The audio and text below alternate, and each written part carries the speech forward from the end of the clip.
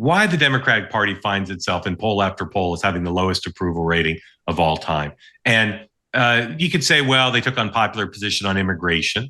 You could say Joe Biden did some things that made him unpopular. But I believe it's more profound than that. And I believe it has a lot to do with Donald Trump's mastery. Doesn't win every time. They beat him in 20. They beat him in many other elections.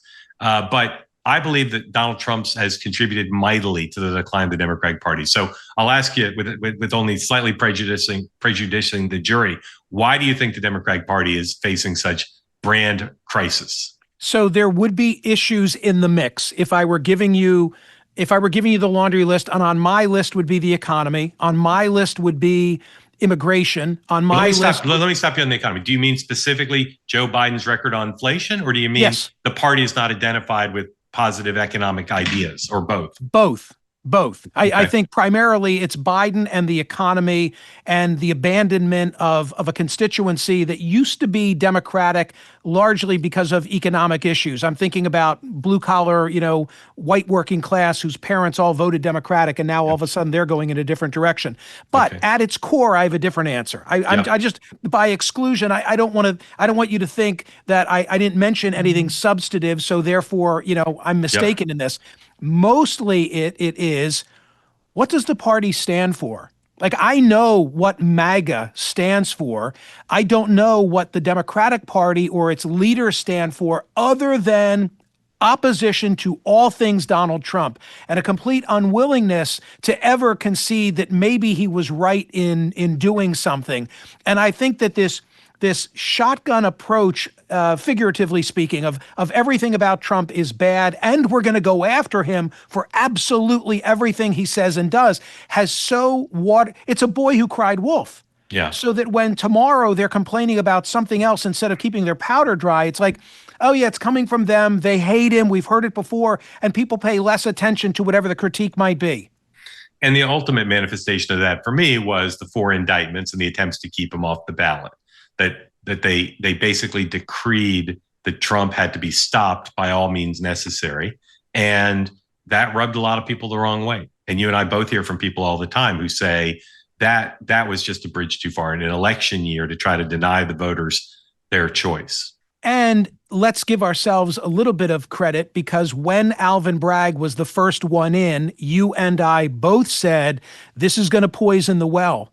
If he doesn't come away with a conviction, or even if he does come away with a conviction, people's first impression of lawfare vis-a-vis Trump is going to be the porn star, the Stormy Daniels adult film actress case. And I think it had exactly that impact. I always believed, I think you and I disagree on this, I always believed that the cleanest case, because it was backed up by closed circuit television and text reports and so forth, was the Mar-a-Lago case. I'm not saying that I even believe it should have been brought, but I just think that from a legal perspective, it was very, very clean and in bite-sized pieces. The worst of the cases was the Stormy Daniels case. That's the one that they brought. They jumped through hoops to extend the statute of limitations, and I think it ruined any prospect of what followed it.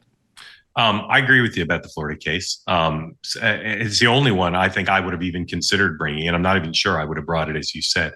I want to ask you about 3 Democrats, because if you think about, okay, maybe when Trump is no longer going to be the candidate, maybe the Democratic brand can revive. I want to ask you about 3 candidates who are talked about now, to my ear, far less as potential presidential candidates than they were just a little while ago, or at least as formidable potential candidates, and ask you if you agree with me, and ask why you think that is.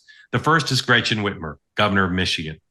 I see these stories talking about 28. I don't see her name nearly as prominently as I did before. And do you agree with that? And if so, why?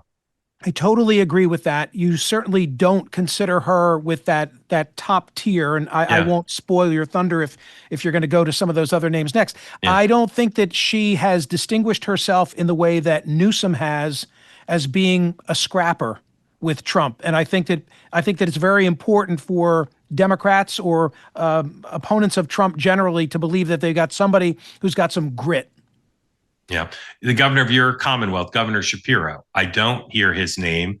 I hear his name as a possible, but I don't hear it as top tier the way I did before. And I've downgraded him from top tier. I'm wondering if you agree that he's not in the mix as much, and if so, why? I think that he's been quiet in the last couple of weeks or months. I think that's true. I don't think that he's positioned himself as a Trump critic in the way, I'll use Newsom again, that he has.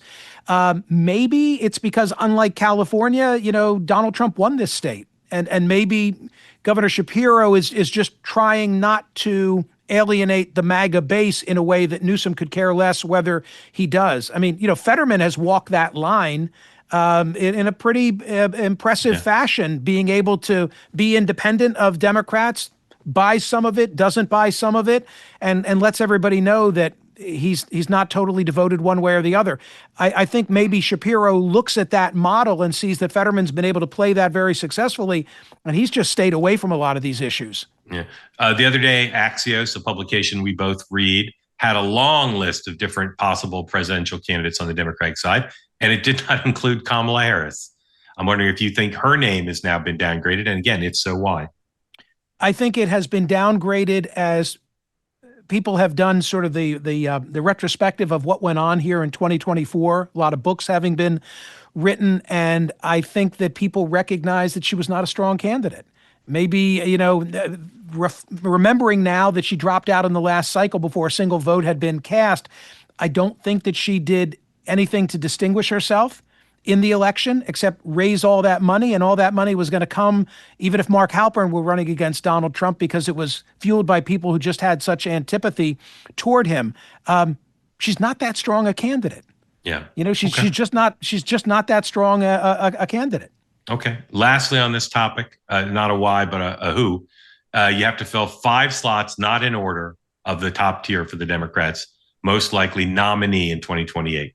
Fill your 5 slots. Well, I'm putting Shapiro on that list.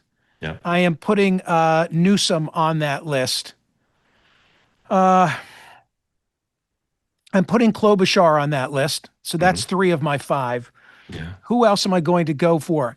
I'll give you a suggestion. Buttigieg? No. I don't want any suggestions. I'm just rewind the tape. No, he's not on my list. Okay. No, he's not on my list. How does he get through South Carolina? I don't see that happening. Okay. I don't see that happening. And you got 2 more slots. I know. All right. Take your time. It's a long show. Do you guys move at this type of pace? Take your time. Every week? I'll do Wordle while you're working. I always start Wordle with a Jew, by the way. They always know, they'll know for sure that this is unscripted and unrehearsed, that I'm stammering, and I'd love to throw Rahm Emanuel into the mix, because that would be 4, because I maybe it's wishful thinking on my part, not that I'm here to carry his water, but I want it to be interesting. Yeah. I want it to be an interesting cycle. Rahm's interesting. Yeah. So Rahm is interesting, and he goes on that list as well. Man, oh man, there's just like nobody calling my name beyond. But I'm here to say no to Mayor Pete. Okay. All right, I'll give you. My heart's not in that one. I'm stopping at 4, Mark. That's all I got. All right, since you're stopping, I'll throw one more name out that other people throw out. I don't agree. Wes Moore. Impressive. Yeah, impressive. I don't know that I think he needs another season under his belt. Right. So you'd rather leave the 5th slot blank than give it to Wes Moore. Okay.